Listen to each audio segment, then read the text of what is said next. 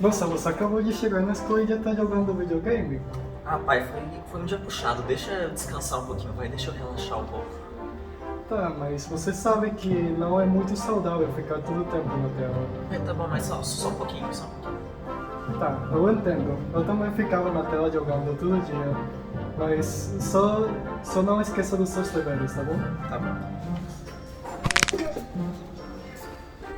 Nossa, se meu pai que é dinossauro que eu jogava videogame, quão velhos são os videogames?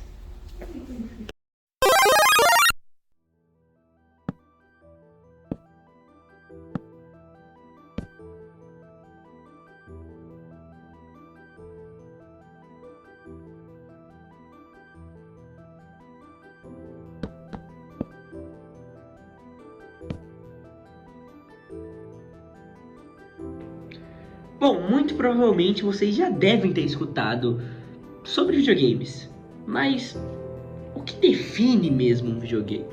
Bom, pela definição do dicionário, um videogame é um jogo em que imagens e sons aparecem numa tela de televisão ou de computador, desafiando o usuário a manipulá-las eletronicamente, a tomar decisões rápidas ou responder perguntas e desafios exibidos na tela. Mas e se eu te disser que o primeiro videogame da história não condiz muito com essa definição?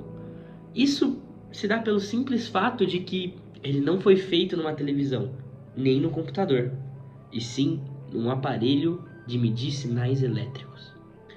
Em 1961, o MIT recebeu o computador PDP-1, que era mais ou menos do tamanho da sua geladeira Electrolux aí de hoje. E eles estavam muito ansiosos para explorar a capacidade dessa máquina, o que ela podia fazer, e muitos pesquisadores queriam testar tudo o que fosse possível nessa máquina. E foi então que um gênio chamado Steve Russell teve a ideia de criar um jogo chamado Space War. Só que, apesar dele ter sido o primeiro com essa ideia demorou 10 anos para se concretizar e nunca foi comercializado. Por isso que, alguns anos antes, em 1958, um cara chamado Willie Higginbotham, ele lançou o primeiro jogo chamado Tennis for Two. Esses que vocês estão vendo aí. Até que muito bem feito para a época, né? Após isso, o mundo dos games mudaria completamente, e junto com todas as mudanças, o surgimento do primeiro console. Mas antes da gente falar sobre ele, a gente tem que entender a diferença entre um videogame e um console. Né, Giovanni? Bom, sabendo o significado dos videogames, sabemos que o console, na verdade, funciona mais ou menos como uma biblioteca para os videogames, contendo uma variedade de jogos que podem vir como, tanto juntos como aparelhos, como separados, sendo comprados pelo mesmo consumidor. Além disso, os consoles funcionam como um meio para jogar esses jogos, fazendo com que os jogadores tenham uma variedade de jogos disponíveis às suas mãos. Com essas informações, agora podemos saber a sensação que foi o Magnavox Odyssey e por que ele foi tão famoso na época. O Odyssey foi um sonho transformado em realidade do engenheiro alemão Ralph Baer, que estudava a ideia de jogos interativos na televisão desde os anos 70. Com o auxílio de uma pequena equipe, Baer desenvolveu diversos protótipos de consoles até eventualmente apresentar o Odyssey, que isso acabou pegando desprevenido o público americano em 1972. O console consistia em uma caixa alongada que se conectava a um aparelho de TV, e ao console eram ligados dois controles retangulares com botões que os jogadores giravam para controlar o jogo. Pelos padrões atuais dos games, o Odyssey era na verdade muito básico e não tinha sons, era alimentado por pilhas e não registrava o placar do jogo. E os próprios jogadores tinham que marcar os pontos que eles faziam, porque nada disso estava programado no jogo. Nos anos 60, um homem chamado Nolan Bushnell foi chamado para ver um dos primeiros games do computador, o Space War. Bushnell, então, teve a ideia de recriar essa experiência em uma máquina. No entanto, esta máquina necessitaria de moedas para funcionar. Então, junto com Ted Dabney, em 1971, eles criaram um jogo chamado Computer Space.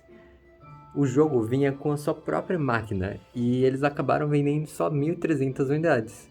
Mas sendo o primeiro conceito de um videogame com um intuito monetário, eles acabaram criando uma corrida de ouro. Então, vendo esse sucesso inicial, Nolan Bushnell e Dabney saíram de suas companhias e criaram a sua própria empresa, chamada Syzygy, mas eles logo mudaram de nome para Atari. Aliás, Nolan Bushnell também foi o fundador da rede de restaurantes Chuck E. Cheese, que acabou inspirando a criação do famoso jogo Five Nights at Freddy's. Em 1972, a Atari lançou seu primeiro jogo, o Pong. Cada máquina de Pong girava $40 por dia, muito mais do que o dos seus competidores naquela época. Já em 1974, haviam mais de 15 empresas focadas apenas em jogos de arcade. Isso somente acelerou com a introdução do microprocessador, que permitia jogos mais complexos e gráficos mais sofisticados e jogabilidade muito mais avançada. Nessa época, arcades eram ambientes só para adultos, encontrados em locais não frequentados por crianças. Tanto que a discussão de violência em videogames nasceu com o jogo Death Race, em 1976, criticado por ser muito violento. Pois é, extremamente violento. O boom de jogos de arcade apenas começou de verdade em 1978, depois da Taito, empresa japonesa, lançar o Space Invaders. 100.000 máquinas foram vendidas no Japão no mesmo ano, e 60.000 nos Estados Unidos, em 2 anos. Os jogos japoneses foram um dos primeiros a adicionar um sistema de pontuação máxima e de música. Muitos jogos icônicos foram criados seguindo esse boom. Em 1980, a empresa Namco lança Pac-Man, o qual rapidamente ganhou muita popularidade. O personagem de Pac-Man acabou virando um mascote, personagem de série animada e até mesmo deu origem a múltiplos produtos, incluindo brinquedos, roupas e entre outros. Juntamente com o sucesso de Namco, Atari cresceu o seu catálogo de jogos populares com Centipede e Asteroids. A Nintendo também lançou seu primeiro jogo popular, que seria o primeiro jogo de plataforma lançado na história, o famoso Donkey Kong. E um pequeno fato curioso, esse foi o primeiro jogo onde o Mario, aquele que é o protagonista de uma das séries de jogos mais populares da história, apareceu. Originalmente, o Shigeru Miyamoto queria usar o Popeye como personagem principal, mas não conseguiu. Ele criou então o Jumpman, que se passaria a chamar Mario por conta do dono do prédio que a Nintendo usava, o Mario Segale. Voltando ao ponto, o rápido aumento da fama dos arcades foi acompanhado pela tendência dos Estados Unidos de construir shoppings na década de 70 e 80. Deste modo, muitos arcades foram construídos dentro deles, e se tornaram uma forma popular de entretenimento juvenil e familiar. Além de shoppings, também haviam arcades em lugares de boliche e patins. O próprio Bushnell colocou arcades dentro de seus novos restaurantes. Em 1982, já existiam 13.000 arcades ao redor dos Estados Unidos, com algumas máquinas arrecadando mais de $400 por dia. No mesmo ano, a revista Life apresentou o jogo Space Invaders junto com os melhores jogadores da época. Então, eles introduziram a ideia de jogadores profissionais. Na década de 80, torneios de videogames foram criados, assim se tornando os predecessores dos eSports. Porém, por volta de 1985, os arcades começaram a despopularizar. Com a introdução dos cartuchos de videogame alguns anos antes, os consoles começaram a ficar extremamente renomados. E foi nessa época que o Atari criou o console Atari 2600. Attention shoppers, the new Atari cartridge game is in. Excuse me. Uh-oh. George again. Ooh, Atari's ASC battle. It comes with 27 games, but that's just for starters. You can get 9 cartridges, 187 games. Blackjack. Oh! I'd like an Atari. Sorry, only our demonstrators left. Mine! No, George. Mine. The new video computer system by Atari. More games, more fun. Não seria até 1990 que haveria uma pequena revitalização na indústria, com a introdução dos jogos 3D e jogos de luta. Porém, com a introdução de novas formas de jogar videogames, os arcades nunca voltariam à sua antiga glória. E aí, gente? Como vão? Eu só queria pausar o vídeo bem rápido, porque esses caras não sabem explicar nada certo. Tipo, como que os videogames conseguiram criar movimento nas telas ou fazer entornos em 3D? Eles não explicam nada disso. E vocês devem se perguntar a mesma coisa. Mas não se preocupem, porque eu tô aqui para responder essas perguntas técnicas. Até se vocês não perguntaram, porque eu só gosto de falar. Começando com a criação de um movimento, imagina que você quer fazer uma bola de ping-pong passar da esquerda para a direita da tela. Você só faz uma série de desenhos que gradualmente mostram esse processo e com a ajuda de frames, que é basicamente um vídeo que mostra cada um desses desenhos em ordem, se você tem pelo menos 24 frames por segundo, você vai criar a ilusão da bola se mexendo para a direita. É simplesmente isso. E agora, na parte de entornos em 3D, vamos fazer um quadrado que tem linhas diagonais que chegam até o meio dele. Isso já cria um corredor que fica bem convincente, mas bora também criar um objeto dentro desse corredor. Se a gente desenha um retângulo na esquina de uma dessas linhas e a gente faz esse retângulo crescer de tamanho em cada frame, a gente pode criar a ilusão de aproximação de um objeto. E agora, a gente só precisa de um botão que causa essa aproximação e a gente tem um jogo em 3D. Claramente, por mais popular que os arcades foram, os consoles acabaram sendo muito mais bem sucedidos. Depois do Odyssey ser criado em 1972, o mercado para consoles só cresceu. Em 1976, o Fairchild Channel Fun foi lançado, sendo o primeiro console a usar o cartucho ROM ao invés de ter jogos programados. O uso de cartuchos foi popularizado um ano depois pelo icônico Atari 2600.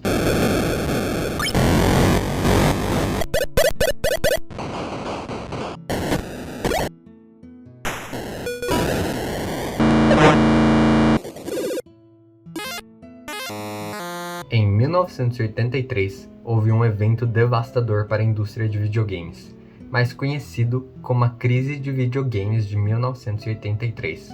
Ela decorreu devido à saturação extrema do mercado com excesso de consoles e de jogos de baixa qualidade, o que causou a grande perda de confiança dos consumidores e manchou a reputação geral da indústria. Isto resultou em menos vendas de jogos e consoles, e consequentemente grandes perdas financeiras para as empresas. Porém, quando tudo parecia estar perdido, a Nintendo trouxe esperança. Will you be the one to witness the birth of the incredible Nintendo Entertainment System? The one to play with Rob, the extraordinary video robot, batteries not included. He helps you tackle even the toughest challenge. Will you be the first to raise the incredibly accurate Zapper and play games like Duck Hunt or action-packed Hogan's Alley and high-flying Kung Fu, each sold separately? Will you be the one to experience the Nintendo Entertainment System? Comes with Rob, Zapper, Control Deck, 2 controllers, Gyromite, and Duck Hunt.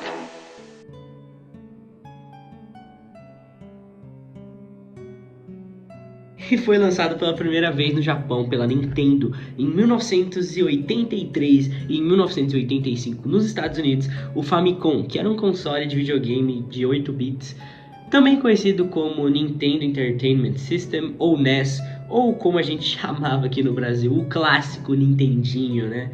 Mas junto com esse console também veio algo chamado o Nintendo Seal Quality, que era um selo que garantisse que todos os jogos e acessórios fossem de um padrão de qualidade específico para funcionar naquele console.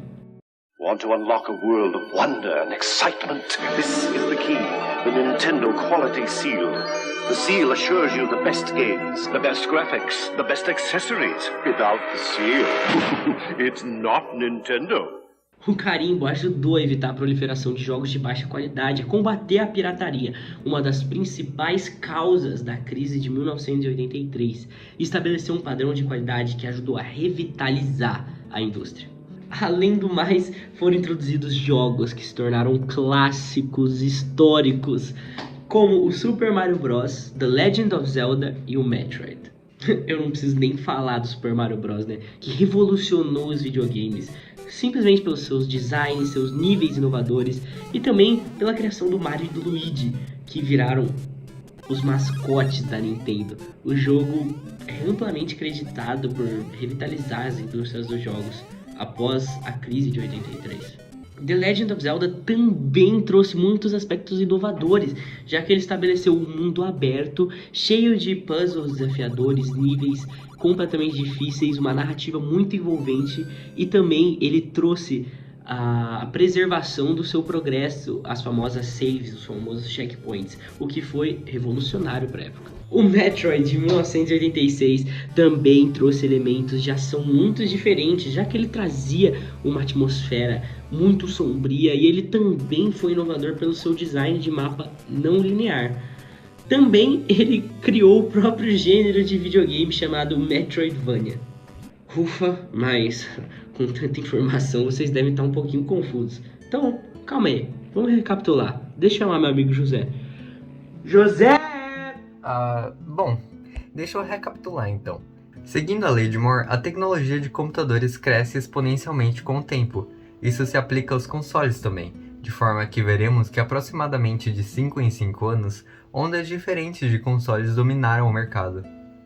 Uma última coisa, antes da gente sair do NES, antes da gente sair do Nintendinho, como dissemos antes, ele foi o primeiro a ter um D-pad, que é o famoso controlezinho que, bom, a gente usa hoje em dia para jogar o PS4, o Xbox, mas na verdade ele teve muitos controles interessantes, como uma balança de peso e uma Power Glove, tipo, muito da hora, né? E até um controle de arma eles tinham, ou seja, eles eram muito diferentes, eram muito ecléticos, eles tinham um controle para tudo. E uma curiosidade é que foi a partir do NES que começou a surgir os controles clássicos que a gente usa hoje em dia, como o do PlayStation, do Xbox. Mas o uso de uma arma de controle não foi criado pela Nintendo. Estranhamente, a arma foi um dos primeiros tipos de controles a existir, que foi criado lá no Odyssey, em 1972. Vocês entendem como isso é loucura? Tipo, não é possível que só eu tô maluco. O primeiro console que os caras criam é uma arma. O que tem de errado com os Estados Unidos? Tipo, que? Os caras... O que eles estavam pensando? Os caras vão criar um videogame, o primeiro que eles criam uma arma. Enfim, toma aqui uns designs aqui, ó.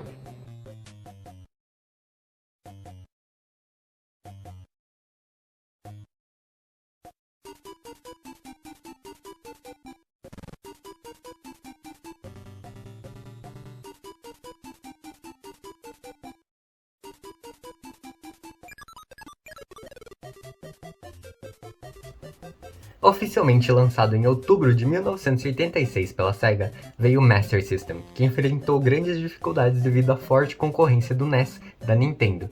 Isso se deu pelo fato de que a Nintendo possuía contratos de exclusividade junto às produtoras de jogos. O contrato não permitia que elas produzissem jogos para nenhum outro aparelho, fazendo que o Master System dependesse principalmente dos lançamentos desenvolvidos pela Sega. Mas isso não impediu a Sega, já que apesar de seu fracasso no Japão, teve muito sucesso na Europa, o que levou a eles melhorarem o seu console e produzirem o tão famoso Mega Drive.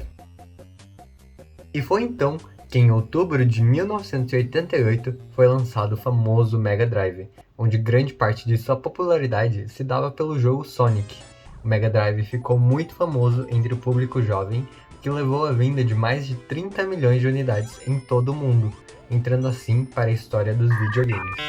Você já se perguntou por que os jogos velhos são chamados de 8-bit? Isso vem de um termo que descreve a memória necessária para o jogo funcionar e a quantidade de valores que podem ser usados dentro desse jogo. O bit, em geral, é uma unidade utilizada para calcular o número de capacitores carregados dentro da memória. E para calcular a quantidade de valores que você tem nos bits, você utiliza a fórmula de 2 elevado a n, onde n é a quantidade de bits que você tem. Aí a gente pode saber que 2 elevado a 8 é 256, então você tem 256 possíveis valores. Isso também determina a resolução da tela, então quanto menos bits, menos pixels você pode ter na tela. E com isso, a gente pode saber a conquista monumental que foi passar de 8 bits para 16 bits, porque imagina isso, a quantidade de bits que você acha num jogo começou a aumentar exponencialmente quando a mesma fórmula de valores dentro dos bits é exponencial. Então com 16 bits, se a gente coloca na fórmula, a gente tem 65.536 valores, ao oposto dos 156 que a gente tinha no passado. Isso é quase 250 vezes mais do que 8 bits. Então isso significa que os jogos poderiam ter muitas mais cores, poderiam ter uma resolução muito maior e basicamente podiam ter muito mais de qualquer coisa que você pode imaginar. E como não falar sobre a gigantesca rivalidade entre Mario e Sonic? A verdade é que o Mario e Sonic são apenas personagens que representam a disputa sobre o monopólio de videogames entre a Nintendo e a Sega. Essas empresas levavam essas disputas tão a sério que em 1991 a Sega contratou um lutador de boxe chamado Buster Douglas para ser o rosto do seu novo jogo de boxe. Mas detalhe importante, eles só chamaram esse lutador pois ele tinha acabado de vencer Mike Tyson, que era o rosto de um jogo de boxe da Nintendo. Porém, não precisa se dizer muito sobre qual dos dois teve mais sucesso, já que claramente Mario, apesar de tantos anos, nunca se passou esquecido pela população, e que hoje reflete o resultado entre as duas empresas. Oi, gente, aqui é o JV, e com certeza não o Diogo que perdeu o vídeo do JV falando essa parte, hahaha. Então, a gente vai falar da Game Boy agora. Uou, Nintendo! A gente adora Nintendo. Então tá. O Game Boy, lançado em 1979, foi o primeiro console handheld da Nintendo. Ele tinha um D-pad, que nem o NES, e usava cartuchos ROM. Mesmo não sendo tão impressionante tecnologicamente, literalmente Nintendo é uma luz interna necessitando uma fonte alternativa para conseguir enxergar os jogos. Tipo, você não conseguia jogar de noite, basicamente você precisava ter uma lanterninha para conseguir jogar. E também não tendo cores, o Game Boy virou um ícone de games, tendo o quarto console mais vendido no mundo, com 118 milhões de vendas junto com o Game Boy Color. Esse Game Boy Color, no caso, onde eles introduziram cores. Uau! Mas o que de fato foi conveniente aqui no Game Boy foi que eles traziam jogos portáteis. Ou seja, agora você não precisava só jogar em casa, você podia jogar de qualquer lugar. Então se você estava com vontade de jogar um Pokémon, um Mario, um Tetris, um Donkey Kong, era só você conectar ali em qualquer lugar que você conseguia jogar. E com isso, os sucessores do Game Boy, o Game Boy Light, o Game Boy Color, eles expandiram o alcance e a popularidade do Game Boy, trazendo jogos e capacidades diferentes. Bom, depois do Game Boy vem o SNES, que é o NES, só que Super agora, era o Super Nintendo. E realmente era Super, né? Porque foi um videogame de quarta geração de 16 bits, que foi lançado de 1990 até 1993 em várias partes do mundo. O console ele tinha gráficos muito avançados, trazendo pela primeira vez gráficos tridimensionais, o que fez com que a indústria se interessasse muito por gráficos de polígono e começasse a inaugurar os gráficos 3D. E esse console teve alguns jogos marcados na história, como o clássico Super Mario World e também o The Legend of Zelda: A Link to the Past. Após o Mega Drive, a Sega lançou seu sucessor em novembro de 1994, o Sega Saturn. E dentre os jogos que tinha no Sega Saturn tem o Castlevania Symphony of the Night, Sonic R e Mega Man 8. Apesar de ele conseguir vender alguns desses modelos, ele não conseguiu atingir o mesmo sucesso que teve no passado devido a competições.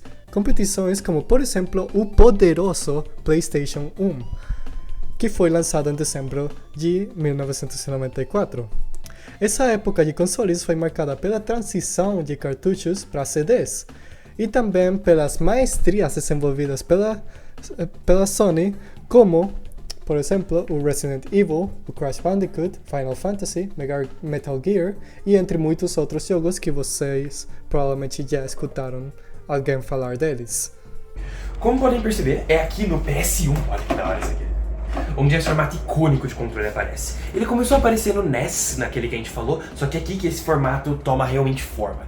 É um produto quintessencial, realmente o começo do controle moderno. Ele vai ser mantido por bastante tempo e ao longo dos anos só vai ter leves alterações feitas. Quer ver? Olha todos esses controles do PS, eles mantêm quase o mesmo formato, só mudando um pouquinho no PS4. Até se tem um controle bem diferente como o do Switch, eles vão ter um controle desse formato assim. Então, é bem bom. E marcando o fim da era do uso de cartuchos nos consoles de videogame, a gente tem a Nintendo 64, que foi lançado em junho de 1996 pela Nintendo. E apesar de não ter tantos jogos memoráveis como os outros consoles, a Nintendo 64 hoje em dia é reconhecido como um dos melhores consoles que já saíram na história de videogames, especificamente porque os jogos que foram memoráveis foram continuados nos outros consoles da Nintendo ou são jogados até hoje por outras pessoas. Esses jogos incluem o Mario Kart 64, o Mario Party e o Banjo-Kazooie, mas também o Mario 64, que até hoje tem uma comunidade de pessoas que jogam ele, e além disso tem uma comunidade de speedrun que é tão dedicada que conseguem completar esse jogo em menos de 7 minutos. Oi, eu queria falar um pouco sobre a chegada da Sega Saturn e a Nintendo 64, porque não somente se duplicou a quantidade de bits que você conseguia ter nos jogos, de novo, então passou de 16 a 32 e até 64 bits, só que a maioria dos jogos estão em 32, então vamos ficar nessa. Sino que também as mentes inovadoras dos videogames começaram a pensar de novo em tentar criar ambientes em 3D. Então, eu queria falar um pouco disso e como eles conseguiram fazer isso. Primeiro que tudo, eles precisavam de uma técnica chamada de vértices, onde, como o nome indica, era uma série de pontos que, na hora de traçar linhas, faziam uma forma em 2D, que em diferentes ângulos fazia um modelo em 3D. E essa técnica é utilizada até hoje, só que foi criada principalmente para conseguir fazer jogos em 3D no passado.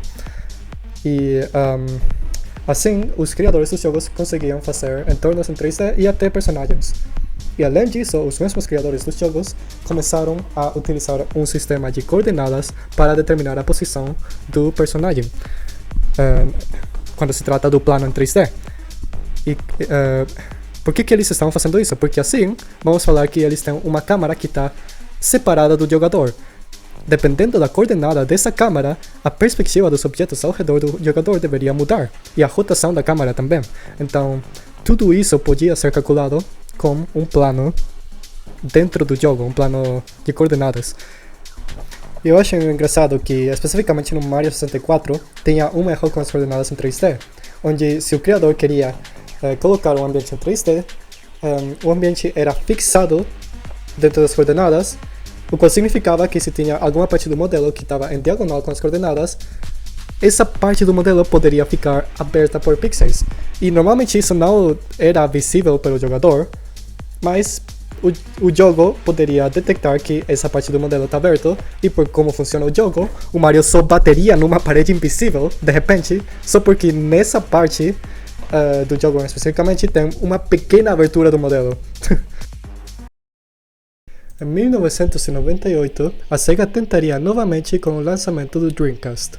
O Dreamcast foi o primeiro console da sexta geração e, além de ser um console relativamente barato pela tecnologia que ele tinha, foi o primeiro console em ter acesso à internet. O Dreamcast teve alguns jogos significantes também, como o Sonic Adventure, o Shenmue, Crazy Taxi e as séries de jogos NFL 2K e NBA 2K. Olha, saindo um pouco do tópico, por mais bem sucedido que eram o NBA 2K e o NFL 2K, eu acho que criaram uma espécie de praga, porque a gente não precisa um jogo cada ano que é 1% melhor que o outro. Mesmo com alguns jogos bem-sucedidos e a funcionalidade online, o console não atingiu a meta que a companhia esperava. E em 2001, o Dreamcast foi descontinuado e tirado do mercado, e seria o último console a ser criado pela Sega. Mas então, por que ele fracassou? Bom, os dois predecessores do Dreamcast foram o 32X e o Saturn.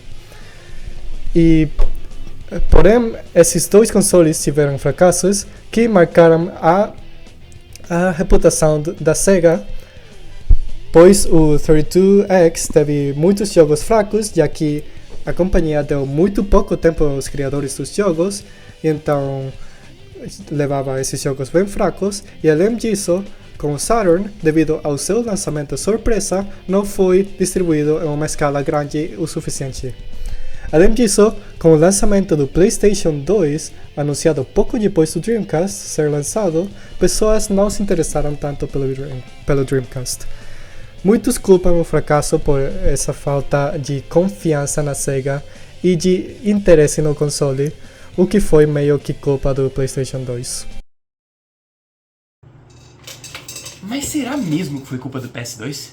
Ele foi tudo isso?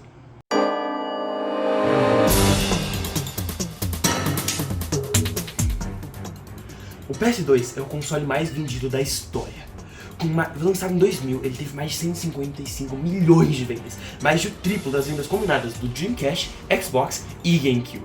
No seu primeiro dia de vendas, ele arrecadou mais de 250 milhões de dólares, esgotando-se quase instantaneamente. Alguns dias depois, ele estava sendo revendido no eBay por mais de $1.000, e depois de somente 5 meses, o Dreamcast parou de ser vendido. O console tem 4.376 jogos, muitos considerados jogos icônicos, como GTA, Tekken, Gran Turismo, Metal Gear Solid, Kingdom Hearts, Final Fantasy, God of War, Guitar Hero e esse jogo dos Simpsons. Além disso, muitas pessoas usavam o console como um simples DVD player. Ele tinha capacidade de ler qualquer disco, e custava menos do que a maioria dos leitores de DVD da época. Vendo isso, não tem muita dúvida de por que ele foi tão popular.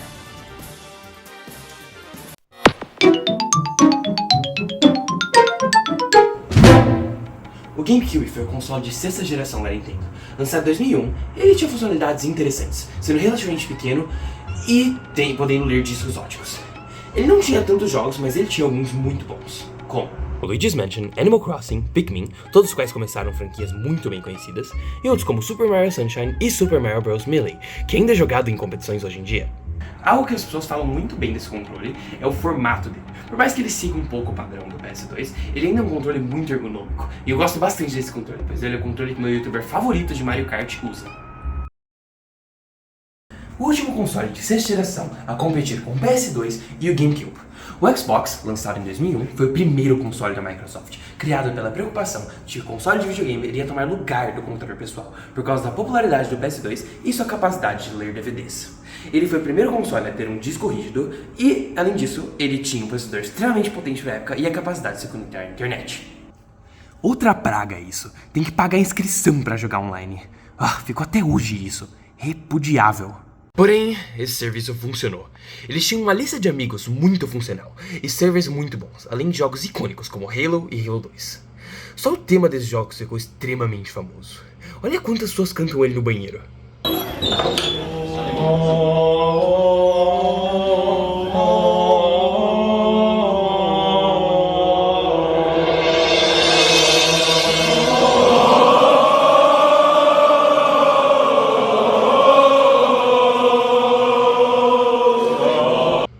Porém, mesmo que o console tenha vendido 24 milhões de unidades, mais de 2 milhões de GameCube, por conta do preço de fabricação do console, a Microsoft na verdade perdeu 4 bilhões de dólares com vendas.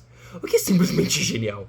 O console parou de ser vendido em 2005, o mesmo ano que aquela companhia lançou o Xbox 360, mas por causa da vergonha e o fracasso de perder tanto dinheiro por conta de ter tanto sucesso, eu não irei falar do Xbox 360.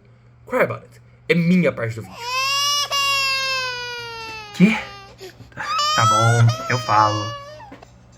O Xbox 360 foi lançado em 2005. Os primeiros consoles vendidos estavam todos quebrados, o que é meio absurdo, mas fazer o quê? Eles vinham com esse anel vermelho da morte.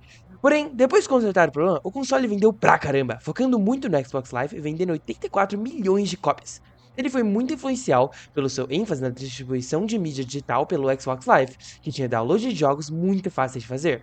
Aqui estão alguns jogos. Whatever! Próximo!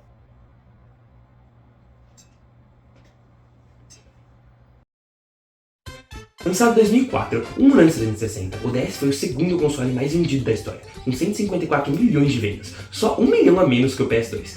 Ele tinha 2 telas, uma delas touch, um microfone e capacidade de acesso à internet. O DS é muito legal, e seus sucessores, o DSi e o 3DS, eram ainda mais divertidos. Eles tinham jogos que usavam a câmera e o microfone, um ótimo jeito de desperdiçar tempo como criança. Eu saberia, acredita. Pra ser justo, eu tinha... Ai, isso aqui não funciona aqui no Wii. Eu tinha um 3DS quando eu era criança. Esse aqui é um 3DS, olha que legal, ele tem 3D que não funciona nada. A capacidade 3D é literalmente terrível, ela só faz a tela ficar feia. Ela não funciona direito, só coloca esse efeito estranho e faz que você nunca quer usar ela. Mas, além disso, o DS tinha muitos jogos bons pra handheld, como os jogos do Mario, que eu tô jogando agora, Pokémon, Mario Kart, Animal Crossing, Kirby e mais. E é bem legalzinho, vai. Olha que fofinho. Você pode levar isso aqui e ficar carregando nas coisas. É bem divertido.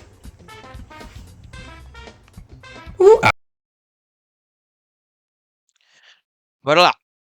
Speedrun N%, explicação PS3. Vamos lá.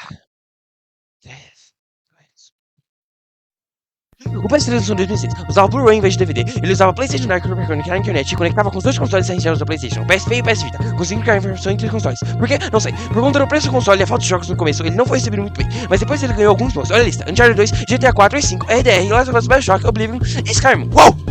Acabei. Tempo! Let's go! Novo PP, baby! E agora, vamos falar do meu console preferido de todos os tempos, o Wii. Escuta só esses sons. Literalmente a minha infância. Bom, vamos falar do Wii. O Wii é o console de sexta geração da Nintendo, lançado em 2006, junto com o PS3. Porém, se ele foi lançado ao mesmo tempo que o PS3, por que ele tem 13 milhões de cópias a mais? Eu acredito que a resposta é porque o Wii teve uma target audience mais ampla. O que eu quero dizer por isso? O Wii usava um controle muito especial, que podia medir movimentos em um espaço 3D. O controle foi projetado para ser muito intuitivo e fácil de usar, e tinha muitos sensores internos e de infravermelho para ter controle de movimento. Em geral, os jogos do Wii eram mais fáceis de aprender a jogar, o que criou uma cultura muito interessante.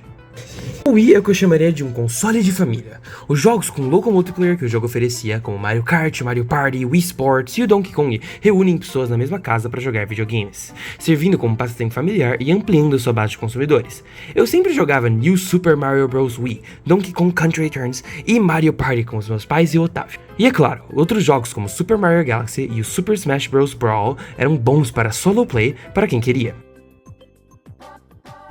E agora, uma leve decepção. O Wii U. Onde que foi errado?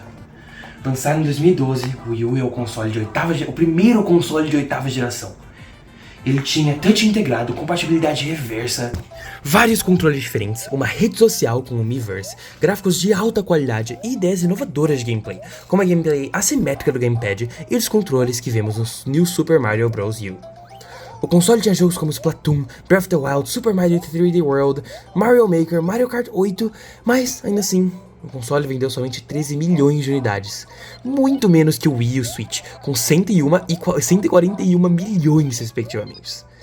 Ele simplesmente não era tão interessante. A maioria do público do Wii eram gamers casuais, e não precisavam de um console novo. O Wii U não era tão melhor que o Wii, e além disso, eles fizeram um péssimo marketing para o console. Muitos achavam que o Wii U era um Wii 2, o que não era o caso. Além do mais, a ideia do Wii U era ter uma tela no meio do jogo, assim. Algo não tão inovador que a gente vê em outros consoles, como o DS e outros handhelds. O problema com o Wii U é que você precisa conectar ele numa TV para ele funcionar. Você precisa disso aqui, não só isso. E é uma coisa que eles conectaram com o Switch, mas foi um problema muito grande, porque você tem uma tela pequenininha de baixa qualidade aqui, um controle, sinceramente, meio desconfortável de segurar, e na sua frente uma TV só muito melhor, você vai ficar o tempo todo só olhando na TV, essa tela é inútil. Então, muitas pessoas só preferem ter uma tela melhor e usar um controle melhor, como o da GameCube ou o do PlayStation. Olha como irrelevante esse negócio é comparado aos irmãos mais novo e mais velho. Nem o Google reconhece ele. A próxima instalação do PlayStation foi o PS4, lançado em 2013. Ele também foi um console de 8ª geração e, acima de tudo, ele trouxe muitas melhorias técnicas, com processadores muito mais rápidos, finalmente uma alteração ao design original do controle e outras melhorias técnicas. Ele era focado em aumentar as interações sociais, com melhoria do seu sistema de interagir com amigos. Ei, onde você tá indo? Ei, volta aqui! Melhoria do sistema de interagir com seus amigos e um sistema de copyright muito não restritivo. Eles aceitavam... Eu tenho que te contar isso aqui. Ai, meu Deus. Eles aceitavam muitos desenvolvedores independentes, tendo quase 3 mil jogos a mais que o Xbox One e 170 mil pessoas listadas como...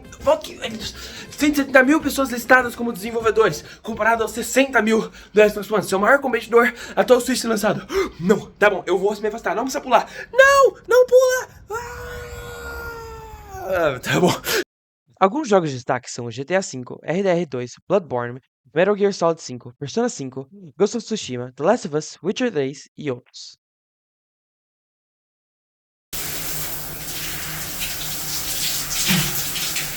O Xbox One foi também lançado em 2003 e como console de 8ª geração, ele competiu diretamente com o PS4. Eles focaram muito na integração online, com capacidade de gravar e streamar vídeos muito elevada, além de um acessório chamado Set-Top Box para poder permitir o Xbox a assistir TV do Xbox. Na minha opinião, eles tentaram copiar o relâmpago do PS2 e na minha opinião, não funcionou tão bem. Eles tiveram 26 milhões de vendas a menos que o 360 e menos de metade das vendas do PS4.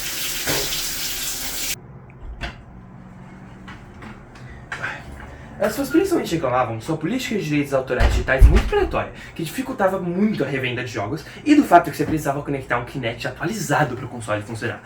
O Kinect é uma câmera que captura movimentos, e muitos estavam preocupados com sua privacidade. Mesmo que a Xbox tenha desistido desses dois aspectos que eles introduziram, eles danificaram muito a reputação da Xbox One, pois eles tinham um monte de regras que só machucavam os consumidores.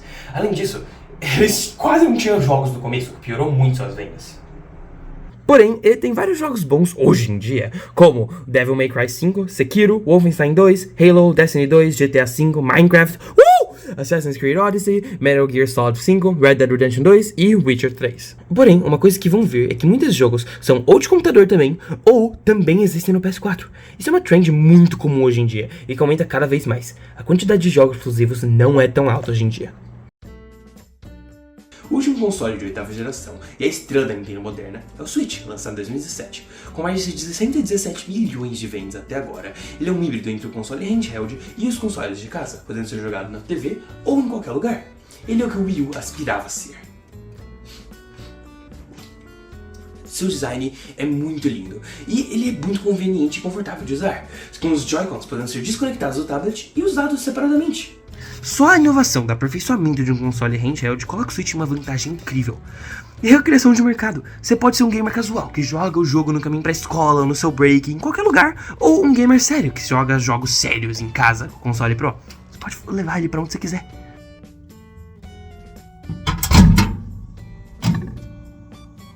Por causa da falta de jogos que o Wii U teve, antes do Switch ser lançado, a Nintendo pediu ajuda de desenvolvedores independentes para produzir jogos. Eles têm mais de 320 jogos lançados no mesmo ano que o Switch foi lançado.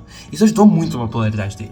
Além disso, o Switch é perfeito para você jogar com seus amigos, por causa da funcionalidade dupla dos controles, que pode ser usados por uma pessoa assim, ou por duas pessoas, cada um usando um controle assim. É muito bom. Ele tem jogos muito bons, como o novo Super Mario Wonder, o Super Mario Odyssey, o Mario Kart 8 Deluxe, o Animal Crossing New Horizons, Legends of Zelda Breath of the Wild e Tears of the Kingdom, Pokémon Sword and Shield, Smash Bros Ultimate e outros. Além disso, tem vários jogos não exclusivos, como Undertale, Celeste, Hollow Knight e muitos outros. Eles aceitam diversos jogos não da Nintendo, que é muito bom, tem muita coisa para jogar no Switch. Aí temos um dos últimos consoles relevantes que vamos falar hoje, o PS5. Ele é o último console da PlayStation, lançado em 2020, e faz parte dos consoles de nova geração. Porém, além de ter um hardware muito impressionante, com processadores ultra rápidos, um controle bem legal que muda a sensibilidade dependendo da ação do jogador, resolução 8K e bastante mais, sinceramente, ele não é tão impressionante. Ou pelo menos não foi tudo que eles queriam que ele fosse.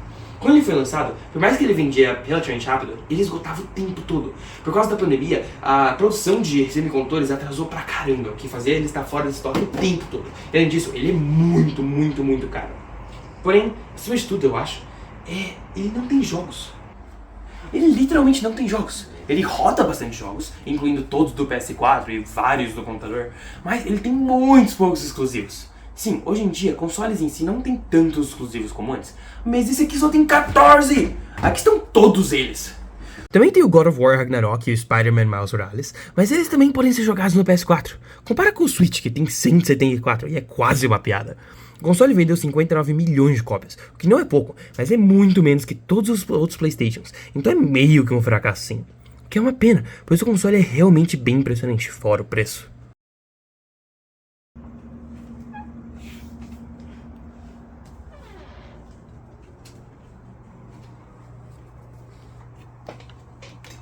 Quê? Não, eu não vou falar desse console. Ele de algum jeito tem menos jogos que o PS5. E mesmo sendo lançado 2 dias antes do PS5, tem um pouquinho mais só de 1/3 das vendas dele. Tá. Um dos motivos que eles erraram tanto foi que, além de não fazer nenhum jogo, eles tentaram fazer esse console ser um computador com um monte de capacidade de multimídia. Só que, tipo, se você vai comprar um console de videogame hoje em dia, você muito provavelmente já tem um computador. Então, por que eles achavam que isso era uma boa ideia? É impossível de compreender. Por que eu vou comprar um computador, além do computador que eu já tenho, que a principal função é jogar videogames e ele nem tem jogos? Também, eles perderam um monte de reputação deles com o Xbox One, as falhas do Xbox One e os Anéis da Morte 360. Ele é o fracasso dos fracassos, ninguém nem sabe dele e é patético. Próxima sessão, joga ele! Em tempos modernos, é bem comum você achar o que se chama de client e server, que basicamente é duas instâncias do jogo acontecendo ao mesmo tempo. E você se perguntaria, por que os criadores dos jogos fazem isso? Bom, é bem prático na verdade, porque assim você pode ter o client, que se enfoca em toda a parte visual do jogo, enquanto o server se enfoca em toda a parte técnica dele. Isso ajuda, por exemplo, a sincronizar jogos online, onde um jogador pode ter, vamos falar, 120 frames por segundo no computador dele, enquanto o outro jogador pode ter 30.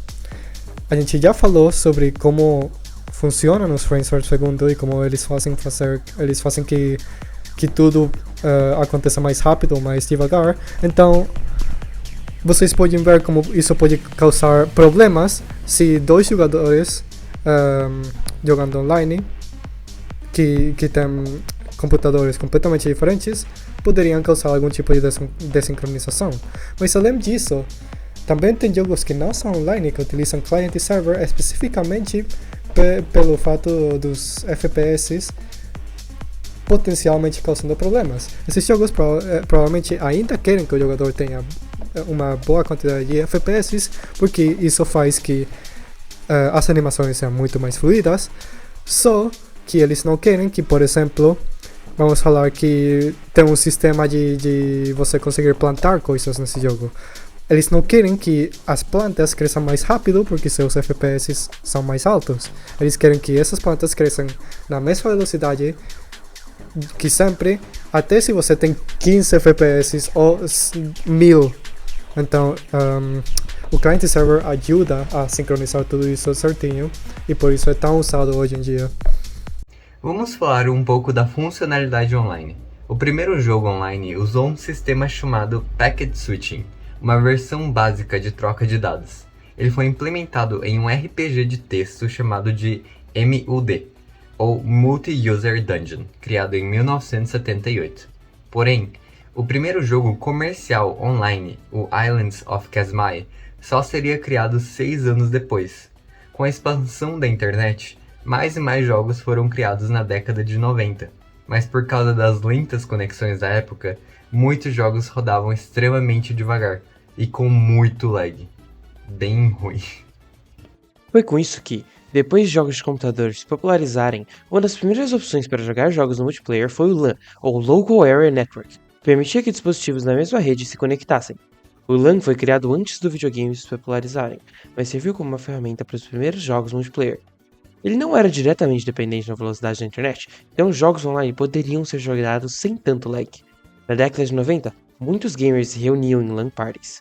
Eles traziam seus computadores, se reunindo na vida real para jogar jogos como Doom, Quake, Battlefield, CS e mods de Half-Life. Na mesma época surgiram os primeiros LAN Centers, Eles eram lojas com muitos computadores conectados por LAN. Eles alugam seu espaço para gamers poderem se reunir e jogar jogos juntos, sem ter que criar seus próprios setups. Mesmo hoje em dia, esses LAN centers ainda existem, dando a oportunidade de ter um hub cultural de games. Porém, a sua popularidade decaiu muito. Nos anos 2000, com a velocidade da internet aumentando quase que exponencialmente, o potencial de jogar jogos à distância foi aumentado, reduzindo a utilidade do LAN.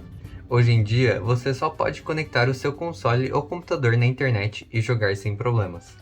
A não ser que você more em um desses países, conectado em um desses servidores, o lag é insuportável.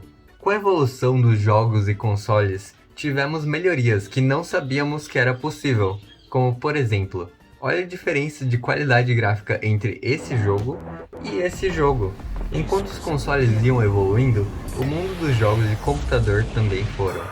E lógico que com os jogos evoluindo, os sites de compra também foram evoluindo, já que muitas pessoas acabavam deixando de jogar jogos em consoles e começaram a jogar em computadores. E foi assim que surgiu sites como a Steam, Epic Games e outros. Hoje em dia, quase todos os jogos de computador são comprados e publicados nesses gigantes de gaming, com alguns outros sites como itch.io para jogos mais indies. Por conta da facilidade de uso desses sites e o fato que muitas pessoas já têm um computador, computer gaming se tornou mais prevalente do que o uso de consoles. A maioria dos jogos de consoles de hoje em dia também são publicados no computador, e existem muito mais gamers de laptop do que de console. É um ato fútil listar os melhores jogos de computador, pois diferente de um console, existem milhões deles, todos com audiências absurdamente diferentes.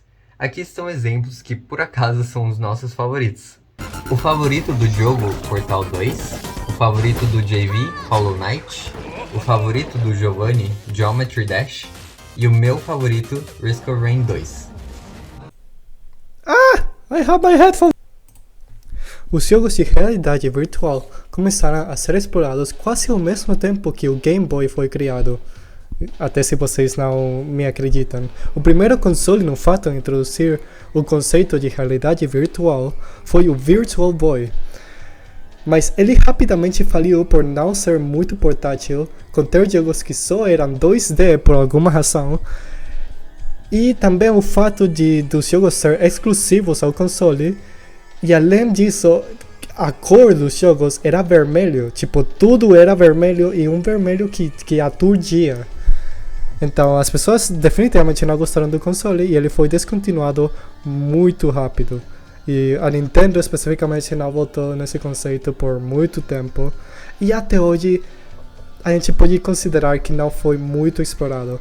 Mas depois chegaram outras máquinas como o Oculus Rift e o PlayStation VR, que com a ajuda de controles que detectavam o movimento do jogador e também algumas novas tecnologias que o Virtual Boy não tinha, finalmente, em vez de ter um headset que não era portátil, agora o headset era ligado na sua cabeça e você conseguia olhar no mundo, e enquanto você olhava, a tela em geral se mexia com o movimento da sua cabeça. Então era muito mais convincente que você literalmente entrava no mundo virtual. Jogos de celular são outra praga, mas a gente tem que falar deles. Quer dizer, só olha esse gráfico. Como é que a indústria de jogos de celular é maior que todas as outras combinadas? A resposta é que tem muita gente com um celular e eles são uma indústria asquerosa, suja e nojenta, além de somente produzirem lixo como isso e entupirem suas veias com anúncios. Eles têm tantas compras dentro dos jogos que muitos são impossíveis de ganhar se você não usar a melhor estratégia de gaming do mundo, que seria roubar o cartão de crédito da sua mãe. Não vou falar tanto da indústria, mas uma coisa que me impressiona é que, em geral, você é um produto em jogos mobile. Eles fazem com que pessoas super ricas gastem dezenas de milhares e até centenas de milhares de dólares para poder ser 1% melhor que você. E funciona muito bem. Muitos jogos têm como foco primário caçar esses consumidores que eles chamam de whales. Mas vamos focar na história um pouquinho. O primeiro jogo mobile foi o Tetris, lançado em 1994 no Rajenuk MT-2000. Em 1997, o Nokia introduziu celulares com o jogo Snake, já instalado, popularizando os jogos em dispositivos móveis. A possibilidade de baixar jogos somente surgiu alguns anos depois, mas não foi um sucesso imediato. Foi só em 2008, com o lançamento da App Store do iPhone, que o mercado de jogos mobile começou a realmente crescer. Em 2009, a adição de compras dentro dos aplicativos impulsionou ainda mais esse mercado, com jogos icônicos como Angry Birds e Cut the Rope, fazendo enorme sucesso. O mercado de games cresceu enormemente com a criação dos jogos freemium, onde grande parte do conteúdo do jogo é bloqueado por compras. Um dos primeiros exemplos desse modelo foi o Candy Crush, que sem compras exigia muito tempo de espera entre as jogadas. Foi aqui que tudo deu errado. Mais e mais jogos foram lançados com cada vez mais monetização, criando jogos cada vez piores. Sim, existem alguns espetaculares como Jetpack Joyride, Fruit Ninja, Plants vs Zombies, Clash of Clans, por mais que esse seja um dos que tem que gastar dinheiro, Angry Birds, Subway Surfers e mais, mas eu acho que hoje, jogos mobiles são vistos como coisas sem esforço, jogos só para gastar o seu tempo quando você não tem internet. Quer dizer, nem isso funciona tanto, porque agora eles te bloqueiam quando você tá offline. É simplesmente genial. Mano, esses caras não sabem explicar nada, mano. Como assim que tudo só aconteceu do nada? Tipo, todos esses jogos começaram a surgir do nada. Não! Tinha uma razão pela que tantos jogos começaram a sair. E é porque começaram a sair também programas de criação de jogos. Eles completamente não iam falar disso. É tão importante, mano. Não pode ser. Vocês sabem do Game Maker Studio, por exemplo. Se vocês não sabem, não fala comigo, mano. Sai daqui. Bom, pra quem não sabe, o Game Maker Studio foi o programa utilizado pelo Toby Fox para criar Undertale. E provavelmente foi o programa usado por outros criadores de jogos para fazer jogos 2D.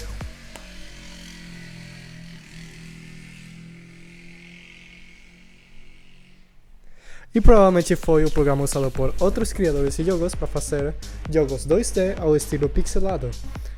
Mas também tem outros programas como o Unity, que é o programa até hoje mais usado para criar jogos de celular. Mas também tem o Unreal Engine, que desde 1984 foi evoluindo até virar o programa utilizado para fazer o Fortnite. Só que, mano, para de ser criança, para de pensar no Fortnite, mano, por favor. O Unreal Engine também é conhecido hoje em dia por ser o programa que deixa os criadores de jogos utilizar os melhores gráficos já vistos na história de videogames. E finalmente tem o Godot, que é um programa relativamente novo, que se fez relativamente famoso por ser tão simples de usar e tão fácil de começar a usar também. E mano, como que eles omitem tudo isso? De verdade, não pode ser. Eles não sabem nada, mano. Que bom que eu tô aqui, né? Agora agora com o conhecimento que eu dei pra vocês podem contar para os seus amigos. Bom, talvez eu só deixe vocês com mais sono, não sei. Depende da pessoa que eu tô falando. E se eu contasse pra vocês que o primeiro campeonato de videogame aconteceu na Universidade de Stanford em 1972. Isso mesmo, esse foi um campeonato mundial disputado entre 20 jogadores do jogo Space War, que é basicamente naves no espaço que ficam se metralhando de tiro até uma explodir a outra. Eu poderia aqui ficar falando horas sobre os inúmeros campeonatos de videogame que tiveram, mas eu vou falar só os 5 mais vistos para ajudar vocês. Bom, em primeiro lugar a gente tem um campeonato chamado Worlds 2023, que foi um campeonato de League of Legends que teve aproximadamente 6,4 milhões de telespectadores simultâneos assistindo a grande final. Em segundo, terceiro e quarto lugar a gente tem jogos muito parecidos, que são jogos mobiles, que são o Free Fire, o PUBG e o Mobile Legends, respectivamente. E em quinto lugar, para fechar a nossa lista, temos um dos jogos mais antigos, um dos jogos mais jogados da história de todos os tempos, que é o Counter-Strike, ou o famoso CS. E apesar desse campeonato não estar em seus top 5 mais assistidos, ele merece um honrar ao mérito aqui, porque ele foi o campeonato mais bem pago da história. Foi um campeonato de Dota 2 que não teve nada menos, nada mais do que 15 milhões de dólares de recompensa para os ganhadores. Mais ou menos 80 milhões de reais. Imagina, você ganhar 80 milhões para jogar videogame. Inacreditável.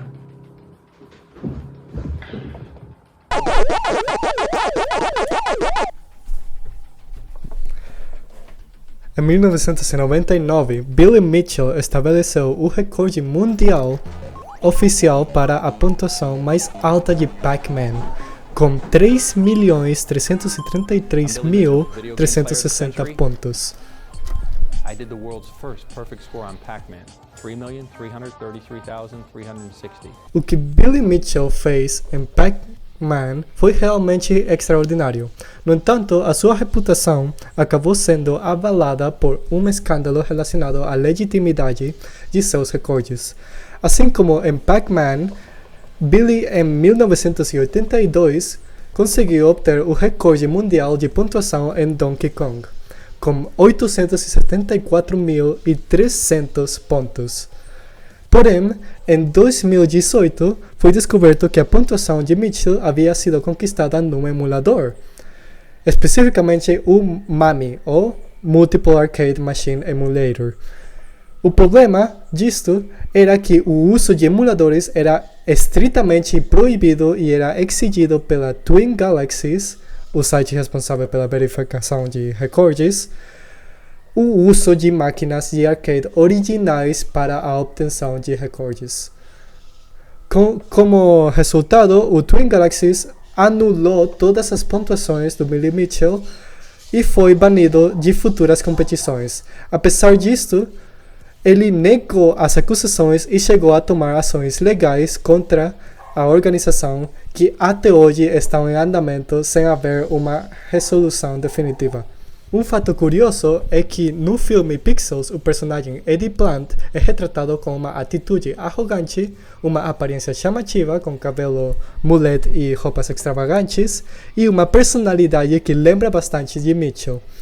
No filme, esse personagem é revelado ter trapaceado numa competição de Pac-Man contra o protagonista da história. E só mais uma coisinha. O filme foi lançado em 2015, 3 anos antes de terem descoberto as infrações de Billy Mitchell. Pois é, que coincidência. Voltando ao tópico, o recorde de Pac-Man estabelecido por Mitchell logo foi alcançado por outros, e o critério da competição teve uma mudança. A velocidade de conclusão do jogo se tornou o fator determinante para se obter um recorde no placar de Pac-Man. Em 22 de junho de 2023, David Reyes finaliza o jogo em apenas 3 horas, 28 minutos e 49 segundos. O recorde mundial de pontuação mais alta em Donkey Kong foi estabelecido por Robbie Lakeman, que alcançou uma pontuação de 1.247.700 em 2018. Esse jogo é conhecido por sua dificuldade e complexidade, tornando este recorde ainda mais impressionante. O recorde de speedrun em Super Mario Bros. É altamente competitivo. Neste ano, Nipsky conseguiu completar o jogo em 4 minutos, 54 segundos e 631 milissegundos. 0.176 segundos a menos que o recorde anterior. Um feito incrível que envolve uma execução precisa e sem falhas. O responsável pelo novo recorde é Pixelandy, um jovem que é bastante popular em vídeos e torneios do Tetris para NES, popularmente chamado de Nintendinho. Em 12 de janeiro desse ano, Pixelandy conseguiu chegar à pontuação de 8.952.432. O Legend of Zelda Ocarina of Time, enquanto há muitos recordes notáveis para este jogo, um dos mais icônicos é o recorde mundial de Any%, que significa completa o jogo o mais rápido possível, estabelecido por Torje Amundsen em 2020, com um tempo de 16 minutos e 58 segundos. Porém, o ano passado, no mês de junho, o jogador Murph E conseguiu um tempo de 3 minutos e 50 segundos. O Minecraft tem muitos recordes interessantes, mas um dos mais notáveis é o recorde de speedrun de Minecraft Any% Glitchless. O recorde mundial foi obtido por Drip120 num tempo de 7 minutos e 1 segundo. Eu posso até garantizar para você que no momento que a gente posta esse vídeo, tem uma boa chance de que muitos desses recordes vão ser batidos de novo, porque os jogadores envolvidos nessa comunidade de speedrun são muito dedicados e em quase todos os dias a gente tem uma nova novidade, não especificamente desses jogos, mas de outros jogos tendo recordes batidos. Então, quem sabe a informação que eu estou dando agora talvez não seja mais relevante apenas a gente posta o vídeo.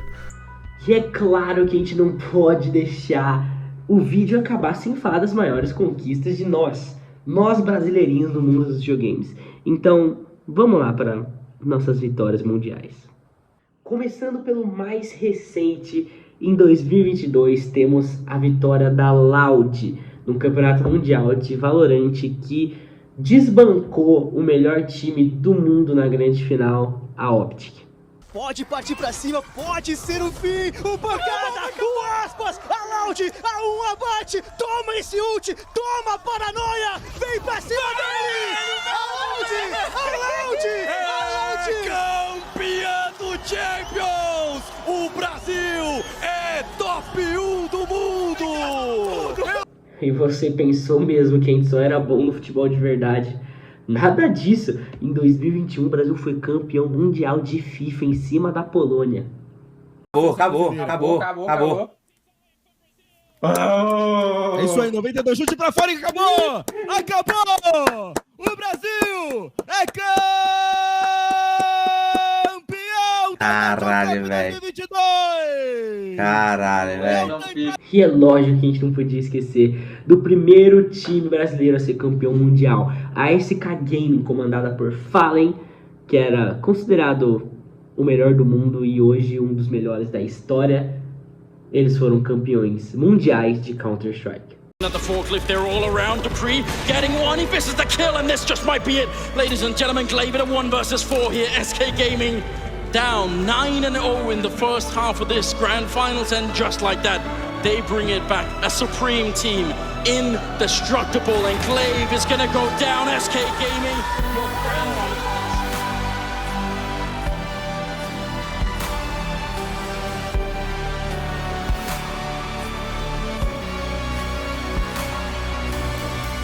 Apesar de não colocarmos aqui os momentos finais, temos também que mencionar os campeões mundiais. A NiP, também conhecido como Ninjas in Pyjamas, como campeões mundiais de Rainbow Six, e também o Corinthians como campeão mundial de Free Fire.